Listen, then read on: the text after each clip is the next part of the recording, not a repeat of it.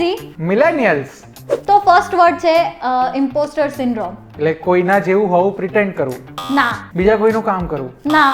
અચ્છા, પેલું ગાડા નીચે કૂતરું બેસે, કૂતરાને લાગે કે હું જ ગાડું ચલાવું છું, એટલે એવું લાગે કે કંપનીનું બધું જ કામ હું જ કરું છું. વોટ? નહીં.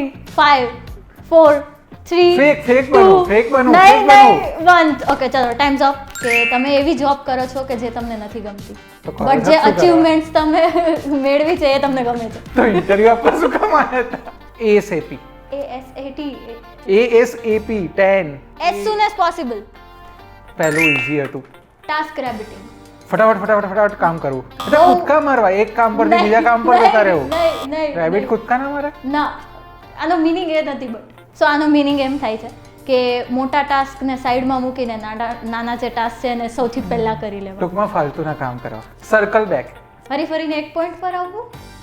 ઓકે, જૂનું ગ્રુપ પાછું Five. એક નવી જગ્યાએ ભેગું થઈ જવું. ખોટું. 4 ઓકે 3 2 1. Times up. ફાઇનલી મારો એક પોઈન્ટ. તો સર્કલ બેક એટલે જ્યારે મીટિંગમાં કંઈક આપણે વાપરતા કે we will circle back on this, એટલે ફરીથી આપણે આની ચર્ચા કરીશું, ફરીથી આપણે આ પોઈન્ટ ડિસ્કસ કરીશું. AFK. Away from keyboard. I have some Gen Zs in my team. Okay. Low hanging fruits. What? Low hanging fruits. Low hanging fruits. આ કોરોના જનરેશનમાં જે ભણ્યા હોય ને, જેને Zoom meeting, લો હેંગિંગ ફ્રૂટ્સ એટલે સૌથી ઈઝી ટાસ્ક.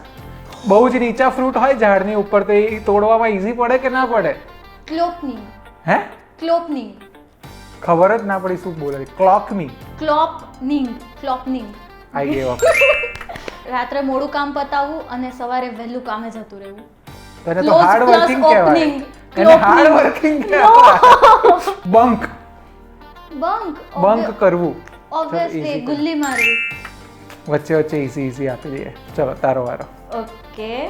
પ્રોક્રેસ્ટિનેશન, doom scrolling. એક જ વર્ડ પૂછવાનો હોય દોસ્ત. આખો એક જ વર્ડ છે. PhD નો નિબંધ નહીં લખવાનો. આખો એક જ word. Gave up. I gave up. Okay I one. પણ આનો મીનિંગ તો કે આનો મીનિંગ એમ કે બધું કામ સાઈડમાં મૂકીને ઇન્સ્ટા પર રીલ સ્ક્રોલ કરવી. ફરી હવે વર્ડ બોલતો.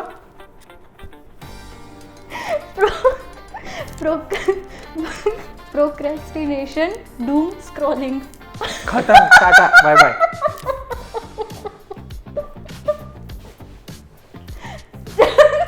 Procrastination, doom scrolling. શું બોલે છે ખબર નહીં પડતી.